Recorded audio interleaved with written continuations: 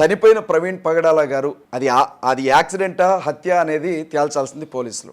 మొదటి రోజు వచ్చాడు మహాకూటమి రాజేష్, యాక్సిడెంట్ అన్నాడు. జనాలు అక్కడ తిరగబడ్డారు, ఇది జరిగిందా లేదా అని అడగండి.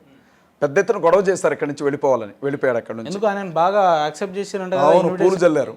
రాజమండ్రి హాస్పిటల్లో పూలు జల్లారు. ముఖం మీద పూలు పడేసరికి తట్టుకోలేక వెళ్ళిపోయాడు. మళ్ళీ అంటే చెప్పులు జల్లారు. ఏం జల్లారు అడగండి ఆయన. ఆడేం జరిగిందో అడగండి. రాజేష్ మహాసేన క్షమాపణ చెప్పాల్సిందని వీడియోలు వచ్చినాయా లేవా అని అడగండి. నేను బట్ల రెండో రోజు నారా లోకేష్ గారు ఇది ప్రాథమికంగా మాకు పోలీసులు చెప్పిన వివరాలను బట్టి యాక్సిడెంటే అని చెప్పారు.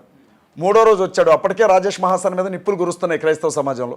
అసలు రాజేష్ దగ్గరికి రానిచ్చిందే క్రైస్తవులు అనుకున్నారు, దళితులు అనుకున్నారు అని చెప్పి. అట్లాంటిది క్రైస్తవులు తిరగబడేసరికి ఏం చేయాలో అర్థం కాల.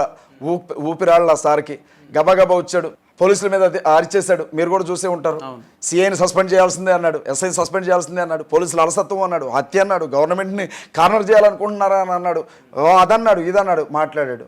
సిట్ దగ్గరికి వెళ్ళాడు, అందరు అనుమానాలు నాయే అని చెప్పి కంప్లైంట్లు ఇచ్చాను అని చెప్పాడు. బాగానే ఉంది. మీడియా ఛానల్స్కి వచ్చాడు, నాకు ఎన్నో అనుమానాలు ఉన్నాయని అన్నాడు. నిన్న సీసీ ఫుటేజ్లు బయటకు రాగానే 99% ఇది ప్రమాదం అని నేను అప్పుడే చెప్పేశా, ఇప్పుడు అదే చెప్తున్నా యాక్సిడెంట్ అంటున్నాడు. ఎవడు మాట మార్చింది? ఎవరికుంది మాట మార్చాల్సిన అవసరం? నేను మాట మార్చానా?